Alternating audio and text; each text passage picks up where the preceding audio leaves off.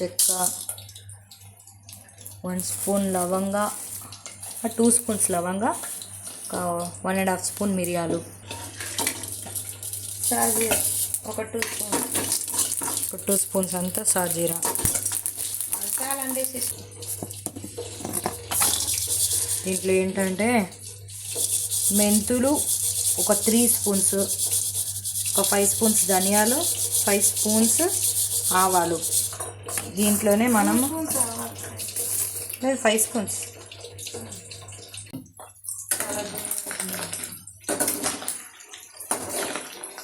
Deep fry చేసుకుంటున్నాం.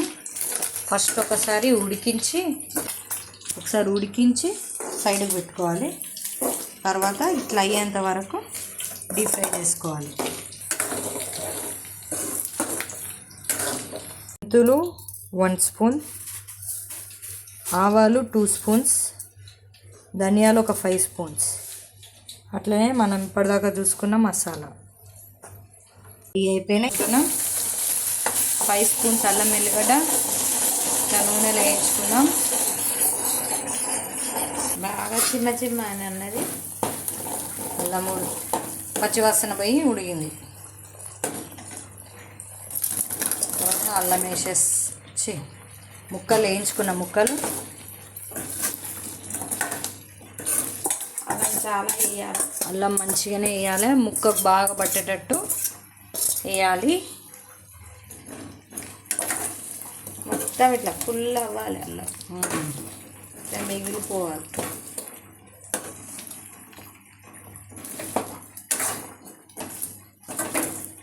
ఉప్పు కారం వేయాలి. టిఫిన్లో తీసుకుంటున్నాం.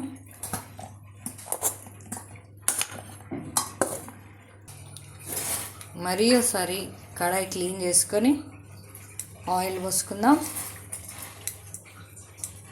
ఒక హాఫ్ లీటర్ ఆయిల్. మొత్తానికి ఏదో లీటర్ వేయించడానికి తాలింపుకి లీటర్ పడుతుంది. తాలింపుకి మొత్తం కలిసి 1 లీటర్ ఆయిల్ అయితే పెట్టుకోండి. 1 కేజీ చికెన్కి, బోన్లెస్ చికెన్. అల్లం వెల్లిగడ్డలు వేసిన మళ్ళీ చికెన్ అల్లం వెల్లిగడ్డలు వేసి మళ్ళీ వేసి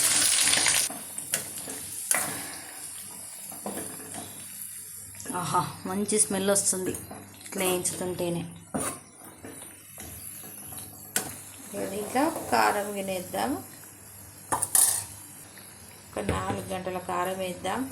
1 గంట ఫుల్ చేసిన 2 వాము ఇది ఎక్కువ పెట్టిందా 3 వేద్దాం.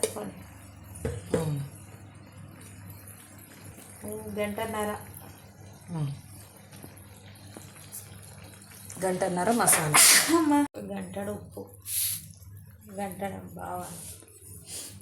ఇంకొకటి పసుపు ఒక 4 స్పూన్లు. చాలే 3 స్పూన్ల పసుపు.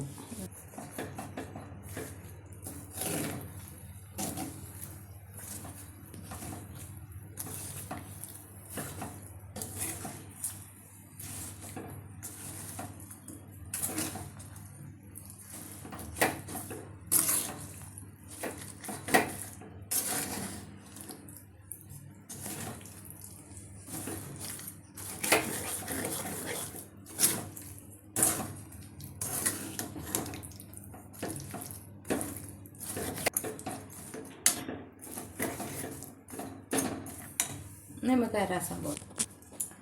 5 నిమ్మకాయలు.